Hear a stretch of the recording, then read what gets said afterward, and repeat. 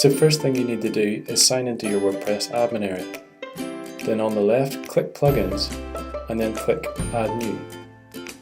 Then you want to type continually into the search bar. Scroll down until you find our app. Then once you find it, click Install Now. Wait a few seconds and then click Activate. Once you activate it, it will take you into your installed plugins.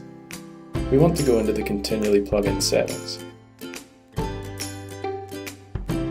and then paste the embed code that's found in our app in the box. Then tick Enable Continually on your website and save your changes. And now your continually conversation should be live on your WordPress website.